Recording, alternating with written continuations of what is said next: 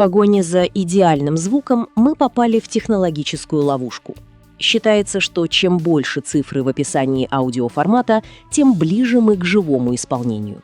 Но реальность парадоксальна. Включая запись в сверхвысоком разрешении, вы одновременно можете впустить в систему лишний шум, который сделает звучание просто грязным и утомляющим. Давайте разберемся, почему формат, который должен был стать безупречным, на самом деле заставляет музыку терять чистоту. И что с этим делать? Слушай, Аннабелла, я тут обновил медиатеку, накачал альбомов в 192 кГц, сижу в наушниках, выслушиваю нюансы и ловлю себя на странном парадоксе. С одной стороны, на бумаге это вершина технологической эволюции, Hi-Res. С другой, хорошо слушен шум. Такого не припомню даже в устаревшем CD. Что тут не так?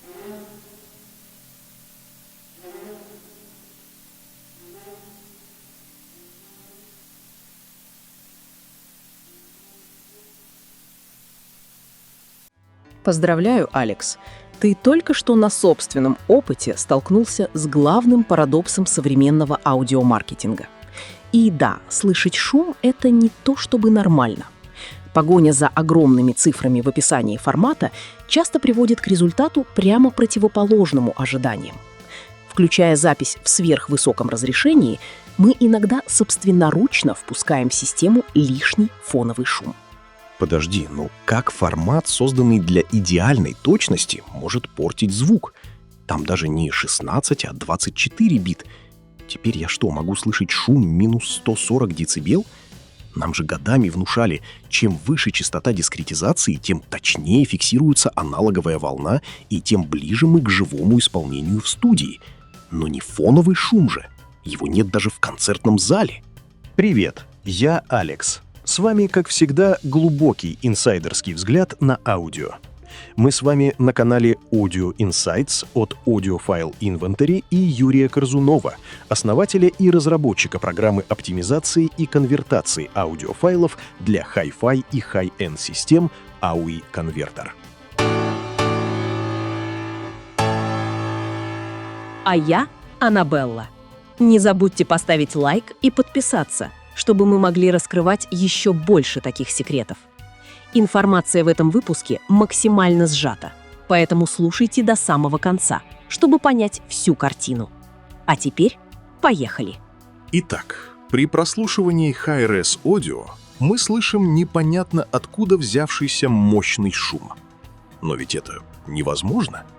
Hi-Res ведь в любом случае лучше. В этом и кроется ловушка. Мы привыкли переносить логику визуального разрешения на цифровое аудио.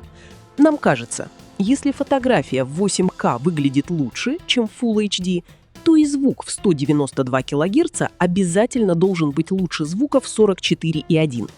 Но звук работает иначе. Если обратиться к теореме Котельникова-Шеннона, то окажется, что сигнал с полосой до 20 кГц может быть полностью восстановлен из записи с частотой дискретизации 44,1 кГц. Другими словами, весь слышимый диапазон человека уже помещается в стандартном CD-формате. И ведь реально помещается. Представь рулетку длиной 2 метра. Если тебе нужно измерить стол длиной 1 метр, покупка рулетки на 20 метров не сделает измерения точнее. Она просто позволит измерять более длинные объекты. С частотой дискретизации похожая история. Тогда зачем индустрия вообще потащила нас в эти дебри 192, 384 кГц и дальше? Если стандартного формата достаточно, зачем нам продают файлы, которые весят в разы больше? Изначально повышенные частоты дискретизации решали вполне практические инженерные задачи. Они упрощали и делали более эффективным проектирование и работу цифровых и аналоговых фильтров, а также давали дополнительный запас при студийной обработке звука. Представь горную дорогу. Если обрыв начинается сразу за краем полосы, ехать сложно и опасно. А если между дорогой и обрывом есть широкий запас пространства, задача становится намного проще. Вот этот дополнительный запас между слышимым диапазоном и частотой дискретизации сильно облегчал жизнь разработчикам аудиотехники. Понимаю. Но со временем этот технический инструмент превратился в маркетинговый символ сверхвысокого разрешения. И очень странно, что такую важную причину появления Hi-Res аудио почти вытеснили мифы про уменьшение размера ступенек звуковой волны и прочие красивые легенды. О фильтрах как первичной причине появления высокого разрешения как-то и не вспоминают, правда? Сам по себе формат 192 кГц не улучшает и не ухудшает звук. Проблема в другом. Вместе с полезным сигналом запись может содержать заметное количество ультразвуковой энергии и шума далеко за пределами слышимого диапазона. Хотя мы не слышим эти частоты напрямую, проходя через ЦАПы, усилители и даже динамики, они способны порождать интермодуляционные искажения уже внутри слышимой области. Уровень этих искажений зависит от устройства, в буквальном смысле от формы кривизны его характеристик. Представь, что на кухне одновременно работают два ультразвуковых устройства на разных частотах. Сам ультразвук ты не слышишь. Но если рядом окажется дребезжащий предмет, он может сыграть роль своеобразного микшера и породить уже вполне слышимый звук, которого не было ни в одном из исходных сигналов. Разные пары ультразвуковых компонент в аудиотракте иногда ведут себя похожим образом. Сами они остаются неслышимыми, но, взаимодействуя с нелинейностями аппаратуры, способны породить новые слышимые звуки, которых в исходной музыке не было. В результате звучание иногда становится более грязным, жестким или утомительным. Известный среди меломанов хайперсоник эффект также, похоже, основан на интермодуляции, поэтому ультразвук мы таким можем слышать. Есть такое предположение про хайперсоник эффект. И в некоторых случаях с высоким разрешением возникает парадокс. Мы храним больше информации, но часть этой информации может мешать воспроизведению музыки. Иногда дополнительные данные оказываются полезными, а иногда напоминают туриста, который собрался в однодневную поездку и взял с собой 5 чемоданов. Формально с вещами стало лучше, но комфортнее путешествие от этого не стало. С другой стороны, присутствие ультразвука может сделать наоборот – придать благозвучности звуку, добавить, скажем так, воздуха. На таком принципе, например, работает AUI Audio Upscaler, плагин ремастеринга для программы аудиоконвертера AUI Converter. Этот плагин реконструирует ультразвук, которого нет в CD или любой другой записи в 44,1 кГц. И при повышении частоты дискретизации за счет интермодуляции в некоторых случаях можно почувствовать добавление воздуха в запись. Это пример того, как побочные продукты несовершенства аппаратуры могут использоваться как часть подхода, направленного на формирование ощущения более воздушного и открытого звучания. Почитайте подробнее о реконструировании ультразвука и посмотрите видео по ссылкам в описании к этому ролику. И дальше мы подробно разберемся, откуда берется этот ультразвуковой шум и как аккуратно улучшить звучание музыки.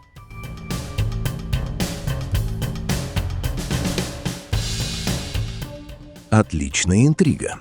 Но давай размотаем этот клубок. Ты сказала, что запись высокого разрешения может нести заметное количество ультразвуковой энергии. Но откуда она вообще берется?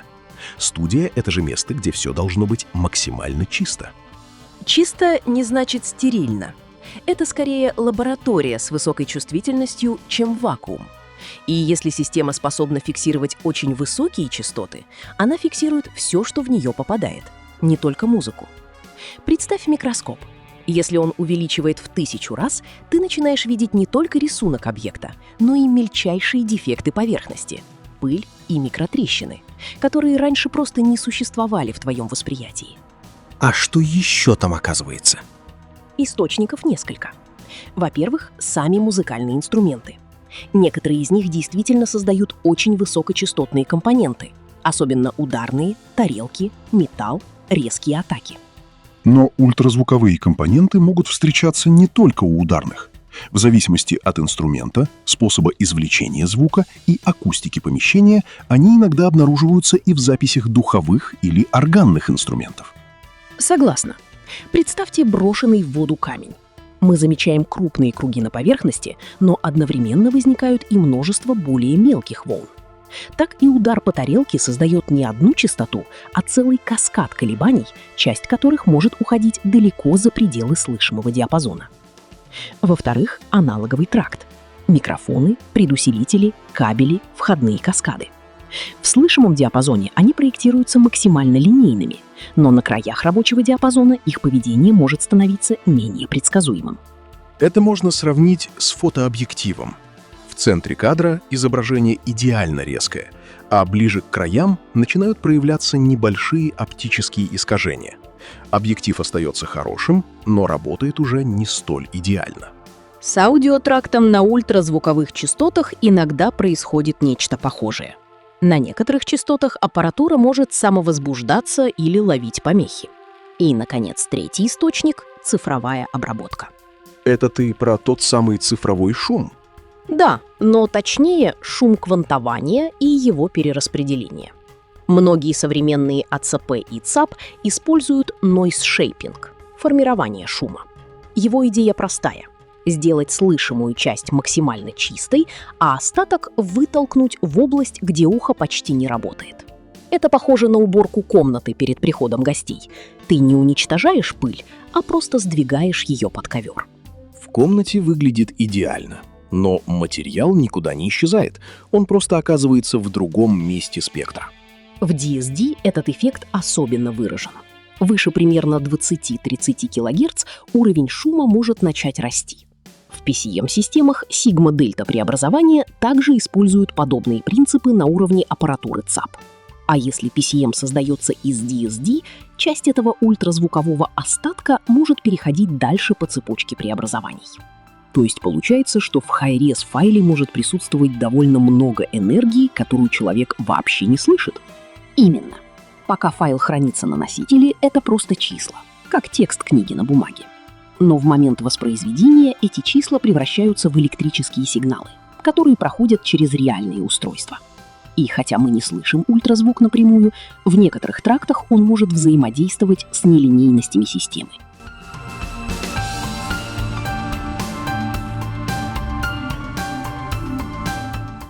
Представьте двух певцов, которые берут очень близкие ноты.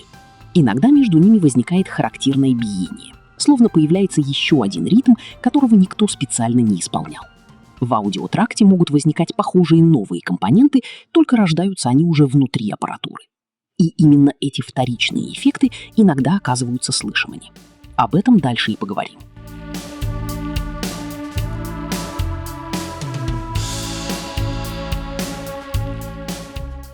Ты говоришь, что этот ультразвуковой шлейф обретает голос из-за нелинейности. Но как именно он превращается в тот шум, который я отчетливо слышу в наушниках? Здесь в дело вступает простая, но не всегда интуитивная физика. Когда в систему одновременно попадают две разные ультразвуковые составляющие, назовем их частота А и частота Б, они проходят через элементы тракта, которые ведут себя нелинейно. И в такой системе сигнал перестает быть прозрачным. Он не просто проходит через устройство, а взаимодействует сам с собой. В результате появляются новые спектральные компоненты, которых не было в исходной записи. Это называется интермодуляцией. Фантомные частоты? Звучит как магия. А можно без тяжелой математики? Здесь действительно работает довольно простая арифметика. Нелинейная система может порождать новые компоненты, связанные с исходными частотами. Среди них как сумма, так и разность частот. Представим, что в сигнале присутствуют две ультразвуковые составляющие — 35 кГц и 30 кГц. Мы их не слышим напрямую, но они попадают в тракт воспроизведения. И что происходит дальше? Если система была бы идеально линейной, ничего бы не изменилось. Сигналы просто прошли бы дальше без взаимодействия. Но реальный тракт всегда в той или иной степени нелинеен. И тогда возникают новые компоненты. Один из возможных — сумма. 35 плюс 30 равно 65 кГц, что остается еще дальше за пределами слышимого диапазона. Но есть и другой результат — разность. 35 минус 30 равно 5 кГц. 5 кГц?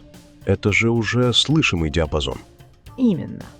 Две неслышимые ультразвуковые составляющие могут в нелинейной системе породить новую компоненту уже внутри слышимого диапазона. Важно понимать, это не записанный в студии шум, а продукт взаимодействия сигнала с аппаратурой воспроизведения. И то, насколько это проявится, зависит от конкретного устройства и его линейности. То есть этот шум не был в музыке изначально? Да, Он может возникать именно в момент воспроизведения, как результат того, как система обрабатывает сложный спектр сигнала. И чем больше в записи ультразвуковой энергии, тем больше потенциально сильных комбинаций взаимодействия внутри тракта. Но это не означает автоматического появления слышимого шума. Все зависит от уровня сигнала и свойств конкретного оборудования.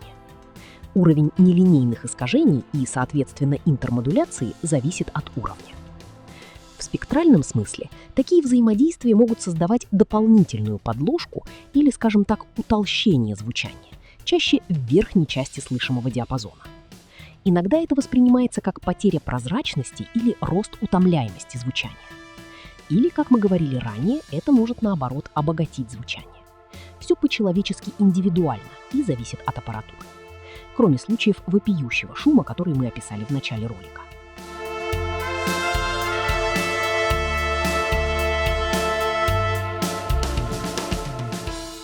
А один сигнал тоже может вызывать такие эффекты? Такое в реальной записи невозможно. Но если представить один чистейший сигнал во всем спектре, то ведет себя немного иначе. Для интермодуляции нужны как минимум две частоты. Но и одиночный сигнал не проходит через нелинейный тракт без последствий. Он может порождать гармоники, кратные ему частоты, гармоники, которых не было в исходной записи. Гармоники всегда выше этого основного сигнала. Всегда. Вообрази музыкальную струну. Когда она звучит, мы слышим не только основную ноту, но и целое семейство обертонов, согласованных с основным тоном призвуков. Вот и нелинейность аппаратуры может искусственно добавлять похожие компоненты, только уже не природного, а искаженного происхождения. То есть одна частота дает гармоники, а две, кроме гармоник, еще и новые частоты между ними. Именно. И в реальном музыкальном сигнале, где одновременно присутствуют тысячи частот, все это превращается в сложную систему взаимодействий. Поэтому характер искажений зависит не только от устройства, но и от самой записи.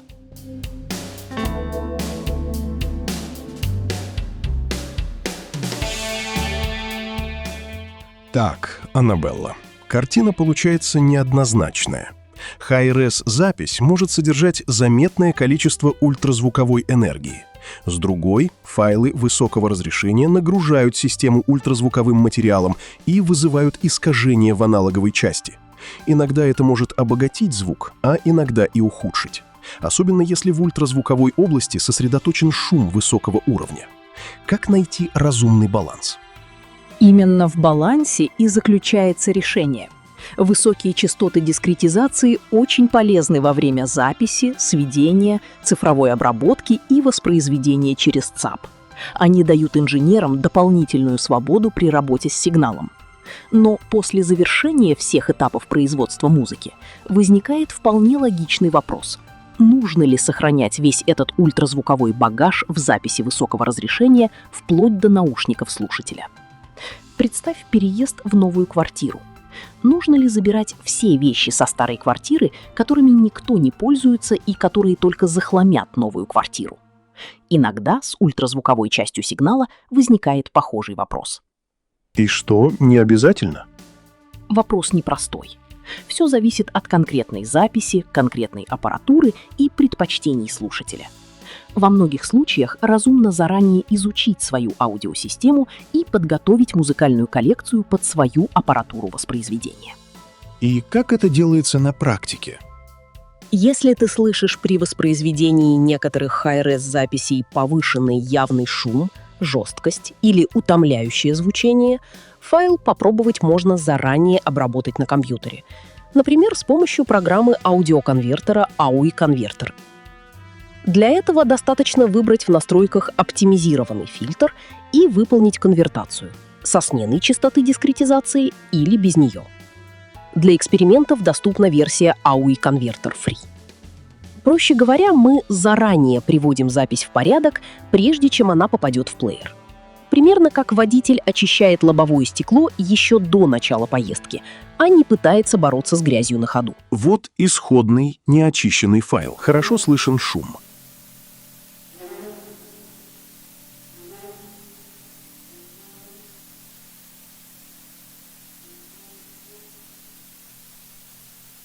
Как удалить шум?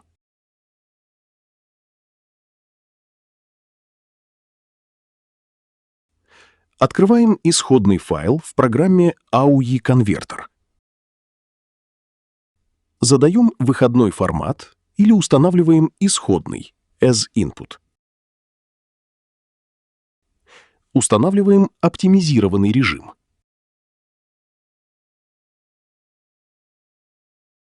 Конвертируем. Вот конвертированный очищенный файл. Шум исчез. Впечатляет. Теперь ты видишь, шум исчез. А что мы сделали? А мы аккуратно и тщательно отфильтровали ультразвук. Однажды один из известных аудиофильских лейблов использовал этот оптимизированный режим AUI Converter, не зная, как он работает, несмотря на спектрограммы. И их команде, которая работает принципиально на слух, звук понравился. Позже они обнаружили отсутствие сигнала выше 20 кГц и были крайне удивлены, что удаление части звука дало благоприятный эффект. Это же полностью противоречит логике на первый взгляд. Конечно, кажется, что противоречит. А на самом деле мы просто оптимизируем звук под конкретную аудиосистему. Но почему заранее лучше, чем на лету? Потому что заранее можно использовать более ресурсоемкие алгоритмы и параметры обработки. Компьютеру не нужно успевать обрабатывать музыку в режиме реального времени. Музыкальный трек обрабатывается порциями. К тому моменту, как закончит играть прослушиваемая сейчас порция, следующая должна уже быть подготовлена аудиоплеером. В отложенном же времени программа аудиоконвертера может потратить на один файл столько времени, сколько потребуется для того, чтобы достичь настолько аккуратного результата, насколько это технически возможно. Это несколько похоже на разницу между фастфудом, когда клиент ждет заказ прямо сейчас, и блюдом, которое шеф-повар готовит без спешки. У него появляется возможность использовать более сложный рецепт и уделить внимание деталям. Хотя, конечно, многое зависит и от мастерства самого повара. Давай еще раз. Что происходит с записью, чтобы устранить слышимые артефакты от ультразвукового шума?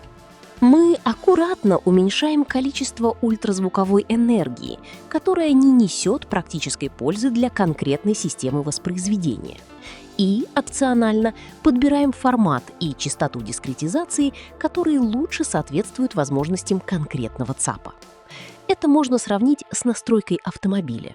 Для езды по бездорожью нужны одни шины, для трассы другие. Машина остается той же самой, но ее поведение может заметно измениться. Так и есть. Например, в AUI Converter для этого существует оптимизированный режим фильтров. Его задача — максимально аккуратно подавлять ультразвуковые компоненты, стремясь сохранить слышимую часть музыкального сигнала максимально близкой к исходной. Особенно интересные результаты иногда можно наблюдать на записях, полученных из DSD-источников, где уровень ультразвукового шума бывает весьма заметным. Нам обязательно изменять частоту дискретизации и разрядность файлов? Не обязательно. Если частота дискретизации 88 кГц и выше, можно просто прогнать запись через конвертер в оптимизированном режиме. Получается, мы не боремся с музыкой, а просто убираем то, что может создавать лишнюю нагрузку для тракта. Именно так. Представь оркестр, который играет на сцене. Если рядом поставить еще несколько десятков человек, тихо разговаривающих друг с другом, они будут создавать дополнительную ненужную нагрузку на уши. Иногда это никак не скажется на результате, а иногда начнет мешать. Так и здесь. Идея не в том, чтобы сделать звук лучше по определению. Идея в том, чтобы подать на систему сигнал, адаптированный к его возможностям и особенностям, очищенный от лишнего. В некоторых случаях разница может оказаться едва заметной, а в некоторых полностью отчетливой. И все зависит от записи, аппаратуры и самого слушателя. Посмотрите ролик в описании, где демонстрируется удаление явного шума из Hi-Res аудиозаписи.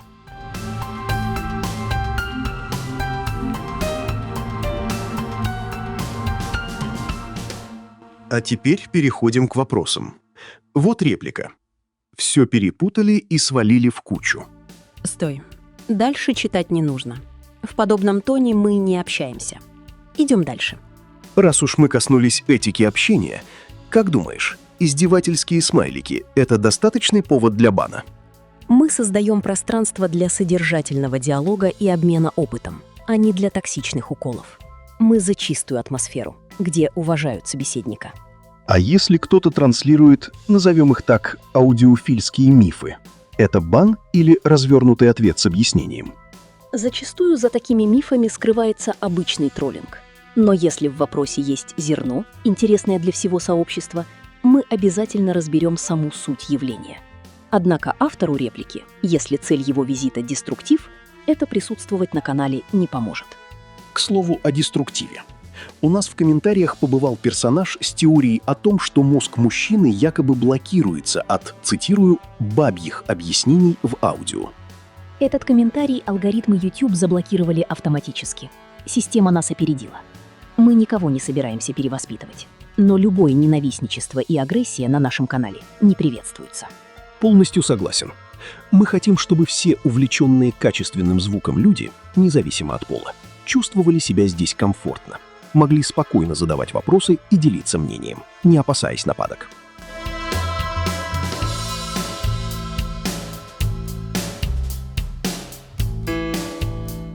Вопрос в комментариях.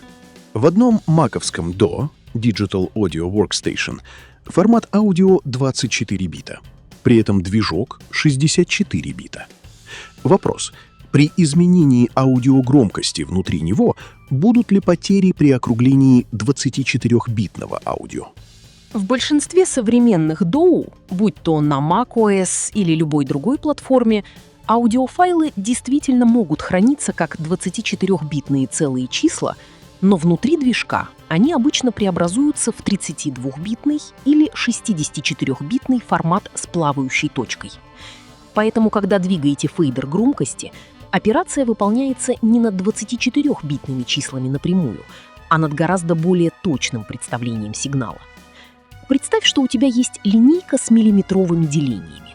Если нужно отмерить расстояние вдвое меньше миллиметра, обычной линейкой это сделать трудно. Но если взять лабораторный микроскопический измеритель, можно выполнить расчет с огромным запасом точности, а уже потом округлить результат при необходимости. С аудио происходит примерно то же самое? Примерно. Потери от округления действительно возникают, но обычно не во время изменения громкости внутри 64-битного движка, а в тот момент, когда результат снова сохраняется в 24-битный или 16-битный файл. Именно тогда приходится отбросить часть младших разрядов. Это каждый раз после поворота ручки сохраняет в 24-битный файл? Трудно сказать наверняка, не видя исходного кода. Но логичнее предположить, что после записи или экспорта готового файла в DAW все аудио хранится во внутреннем формате проекта. Его устанавливают в настройках. И все промежуточные файлы уже в этом формате. А формат обработки, он отдельно. И если разрешение обработки выше разрешения проекта, то могут быть потери при переходе между форматами. То есть, пока звук живет внутри 64-битного движка, можно хоть 100 раз двигать фейдер туда-сюда, и ничего страшного не произойдет? Скорее всего, да. Зависит от внутренней архитектуры. Ошибки округления в 64-битной плавающей арифметике настолько малы, что находятся экстремально ниже полезного сигнала и многократно ниже собственных шумов любого реального аудиотракта. Если провести аналогию, это как пересчитывать банковский баланс не в рублях, а в долях копейки. Формально округление существует, но его величина настолько мала, что до реальных денег она просто не добирается. Поэтому изменение громкости внутри 64-битного DAW само по себе не является проблемой. Гораздо важнее то, как программа выполнит финальный экспорт обратно в 24 или 16 бит. Будет ли использоваться качественный дизеринг и как именно произойдет округление при понижении разрядности. Именно там возникают уже реальные, а не теоретические последствия округления.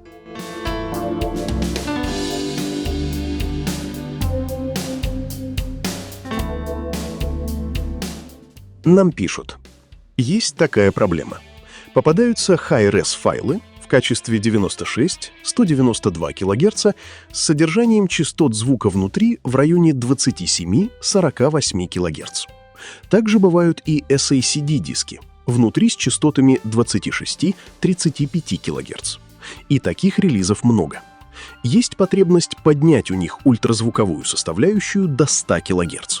Но ваш AUI Audio Upscaler поддерживает максимум CD-качества.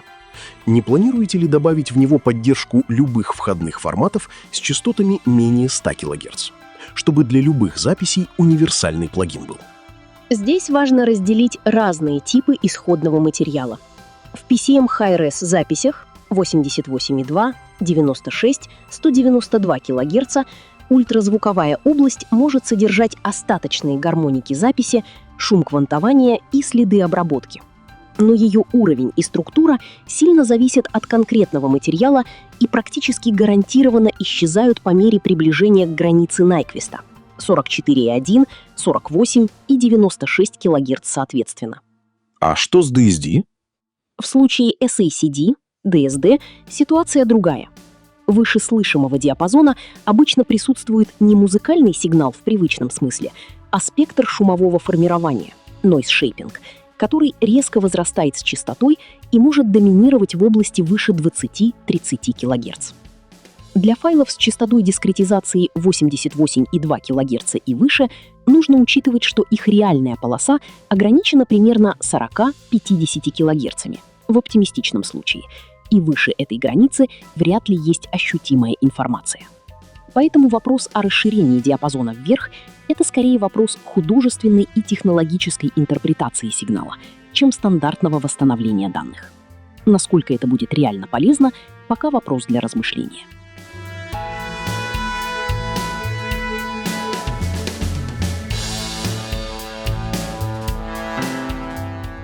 Такой вопрос.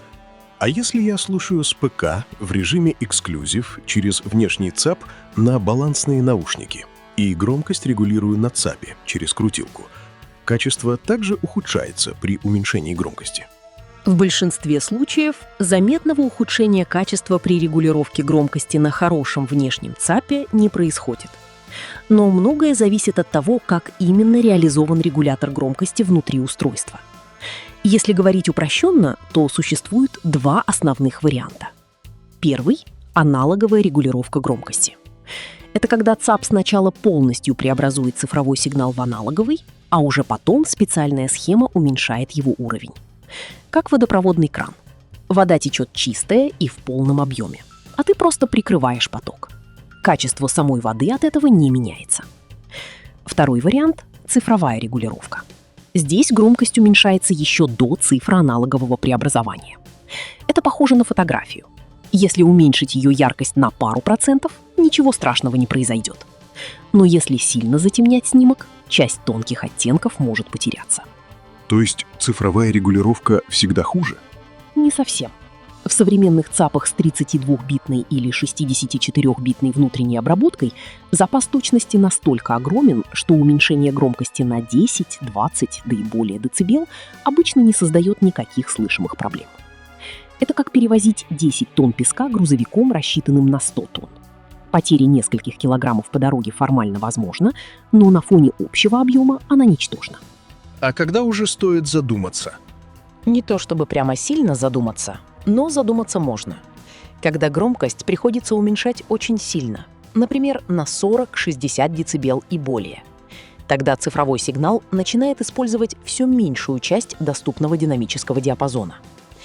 Но если у тебя внешний ЦАП подключен по USB в режиме эксклюзив, а громкость регулируется его собственной ручкой, то в большинстве качественных устройств это либо аналоговая регулировка, либо очень качественная цифровая схема с огромным запасом точности. При этом есть еще один нюанс. В аудиосистеме обычно несколько устройств подряд. Источник сигнала, ЦАП, предусилитель, усилитель для наушников или акустики. И каждая из них имеет собственный уровень шумов. То есть важно не только где крутить ручку, но и какая ручка крутится? Именно. Представь разговор в шумном кафе. Если собеседник говорит очень тихо, а ты потом выкручиваешь слуховой аппарат на максимум, вместе с голосом усиливается и шум вокруг. Гораздо лучше, когда собеседник говорит достаточно громко, а усиление требуется минимальное. В аудиотехнике действует похожий принцип. Обычно желательно, чтобы полезный сигнал был достаточно большим относительно шумов на каждом этапе тракта. Получается, иногда лучше прибавить громкость на одном устройстве и убавить на другом. Иногда да. Все зависит от конкретной аппаратуры. Представь, что ты пытаешься сфотографировать человека ночью. Если человек стоит рядом с фонарем, камера получает сильный полезный сигнал, и фотография получается чистой. А если он стоит далеко в темноте, а потом ты пытаешься осветлить снимок на компьютере, вместе с человеком начинает вылезать цифровой шум. В аудио происходит нечто похожее. У каждого устройства есть собственный шумовой фон. Очень тихий, но не нулевой. Когда мы уменьшаем громкость сигнала, шум устройства остается примерно на прежнем уровне. В результате расстояние уровней между музыкой и шумом сокращается. Представь лист бумаги, на котором напечатан текст. Если текст крупный и контрастный, его легко читать. Но если уменьшать яркость букв все сильнее и сильнее, рано или поздно они начнут теряться среди неровностей бумаги и случайных пятнышек. Сама информация никуда не делась, но различать ее становится труднее. То есть музыка как будто начинает приближаться к шумовому полу устройства? Тихий звук начинает тонуть в шумах? Верно. Инженеры называют это ухудшением соотношения сигнал-шум. А если говорить совсем просто, музыка приближается к собственному шуму аппаратуры. А он постоянен, помни об этом. Есть и еще один аспект. Какой? При очень сильном цифровом ослаблении сигнала мы начинаем использовать все меньшую часть доступного динамического диапазона. Это похоже на ситуацию, когда у художника есть огромный набор из 1000 оттенков серого, но он решает нарисовать картину, используя только несколько десятков из них. Изображение останется узнаваемым, но запас для передачи самых тонких переходов станет меньше. Также при переходе между аудиокомпонентами с разным уровнем шумового пола нужно помнить о том, где оптимальнее вставить регулятор громкости. В идеале шумовой пол следующего по пути музыки устройства должен быть такой же или ниже. Это оптимальное место для установки регулятора громкости. Даже на минимуме музыка не утонет в шуме следующего аудиокомпонента. То есть поэтому некоторые аудиофилы стараются держать цифровую громкость поближе к максимуму? Да, именно из этих соображений. Но важно понимать масштаб явления. В современных 32-битных и 64-битных системах запас точности настолько велик, что при обычных уровнях прослушивания эти эффекты чаще всего находятся далеко за пределами слышимости. А также нужно контролировать ограничения для высочайших уровней. Уровень перегрузки следующего блока должен быть или такой, или выше, чтобы не срезать динамический диапазон поверху. Поэтому гораздо важнее избежать крайностей. Не делать сигнал настолько тихим, чтобы потом пришлось компенсировать это огромным усилением на следующем устройстве, и не загонять аппаратуру в перегрузку с другой стороны. Как и во многих вещах в аудио, лучший результат обычно находится где-то посередине. То есть, если я слушаю музыку на комфортной громкости и кручу ручку на ЦАПе, поводов для паники нет? Не надо паники. Это примерно как регулировать яркость лампы диммером. Если устройство спроектировано грамотно, ты просто выбираешь комфортный уровень освещения. Не нужно переживать, что вместе с яркостью исчезнет половина комнаты. Куда важнее качество самой записи, качество ЦАПа, усилителя и наушников, чем потери от регулировки громкости в современном внешнем ЦАПе. Для подавляющего большинства слушателей это не тот фактор, который ограничивает качество звучания системы. То есть универсального ответа «крутить только эту ручку» не существует? Именно. Аудиосистема похожа на автомобиль с несколькими регулировками сиденья, руля и зеркал. У каждого человека будет свое удобное положение. Поэтому практический совет очень простой. Какую ручку громкости вам удобнее использовать и какая субъективно дает лучший результат именно в вашей системе, то и используйте. А про цифровую и аналоговую регулировку громкости смотрите ролик по ссылке в описании. Наше время вышло. Давайте прощаться. Встретимся в следующих выпусках. А с вами были Аннабелла и Алекс на канале Audio Insights от Юрия Корзунова, основателя Audiophile Inventory и разработчика программы конвертера аудиофайлов для профессионалов и взыскательных меломанов. AUI Converter. В комментариях задавайте вопросы для следующих выпусков и делитесь своим опытом по темам этого ролика. Подпишитесь на наш канал и поделитесь ссылкой на это видео с друзьями, если вам было интересно. Поставьте лайк, чтобы сделать это видео ближе тем, кто, как и вы, ищет ответы. До новых встреч, друзья, и пусть ваш звук всегда будет безупречен.